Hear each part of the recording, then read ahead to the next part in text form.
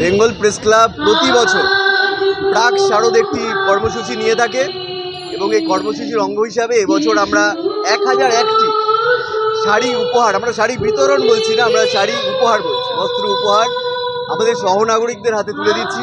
এবং প্রতি বছর এই কর্মসূচি আমরা করে থাকি। আপনারা জানেন সাংবাদিক বন্ধুরা যে বেঙ্গল প্রেস ক্লাব একটা পুরনো সংগঠন, 17 বছর ধরে তারা নানা কর্মকাণ্ড করছে এবং জনসেবার পাশাপাশি সাংবাদিক স্বার্থ এবং সাংবাদিকদের উন্নতিকল্পে নানা কর্মসূচি আমরা নিয়ে থাকি।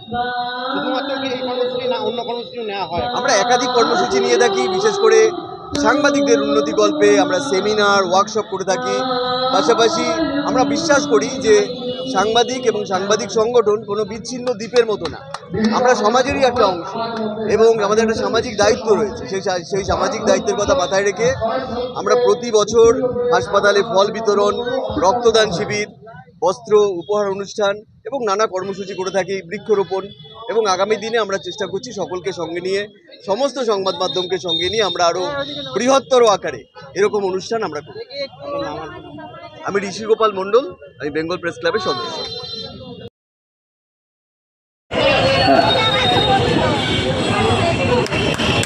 বেঙ্গল প্রেস ক্লাবের উদ্যোগে বস্ত্র উপহার অনুষ্ঠানে আজকে প্রথম শাড়িটি তুলে দিলেন মাননীয় বিধায়ক খোকন দাস মহাশয়। আপনারা ধীরে ধীরে চলে আসবেন, ধীরে ধীরে দিক দিয়ে চলে আসুন।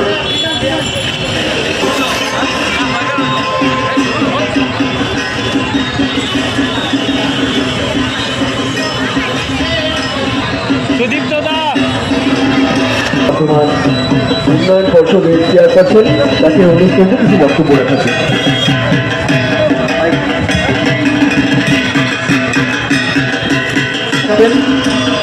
এটা বেঙ্গল প্রেস ক্লাবের ওয়েবসাইট, এখানে যাবতীয় তথ্য সাংবাদিক সংগঠনের, সমাজের এবং কর্মসূচির নানা তথ্য এখানে আপনারা পেয়ে যাবেন। ওয়েবসাইটটি এখনো সম্পূর্ণ হয়নি, কিন্তু আজকে শুরু হলো, একটু বড় তালিকা থাকতে পারে। দুর্গা পুজোকে সামনে রেখে আজকে আমাদের কিছু অসহায় মানুষের হাতে নতুন বস্ত্র তুলে দেবার যে চিন্তা ভাবনা নিয়েছেন, তারই এই অনুষ্ঠানে উপস্থিত রয়েছেন আমাদের বিডিএর সম্মানীয় চেয়ারপারসন কাকুলিতা মহাশয়া, আছেন আমাদের বিশিষ্ট সমাজসেবী আমাদের রচিন্ত মণ্ডল মহাশয়, আমাদের রঞ্জিত শাহ মহাশয়, তারক সাহা, সম্মানীয় উদার প্রধান মহাশয়, আরও বিশিষ্ট ব্যক্তিত্বরা রয়েছেন এবং প্রেস ক্লাবের সমস্ত আমার সম্মানীয় সদস্যরা এবং যাদের জন্য আজকের এই অনুষ্ঠান, আমার মায়েরা, বোনেরা, দিদিরা রয়েছেন, সবাইকে আমি আমার শুভেচ্ছা এবং ভালোবাসা জানাই। প্রতি বছরই এই বেঙ্গল প্রেস তারা চেষ্টা করেন এই দুর্গাপুজোর সময় কিছু মানুষের হাতে নতুন কাপড় দেওয়ার জন্য, কারণ আমরা মনে করি আমাদের দুর্গাপুজো হচ্ছে আমাদের বাঙালিদের কাছে সব থেকে বড় উৎসব। এই উৎসবকে নিয়েই এখন থেকে মানুষ আনন্দে মেতে উঠেছেন এবং আমাদের সব থেকে বড় ব্যাপার এই পুজোতে আমরা সবাই চেষ্টা করি একটা নতুন জামা কাপড়। সাংবাদিকতার সঙ্গে সঙ্গে সারা বছর তারা বিভিন্ন সামাজিক কাজের মধ্য দিয়ে তারা এগিয়ে চলেছেন। তাই আজকের দিনেও তারা আমাদের শহরের বহু আমাদের মা বোনদের হাতে আজকে তারা এই নতুন বস্ত্র উপহার দেওয়ার আয়োজন করেছেন।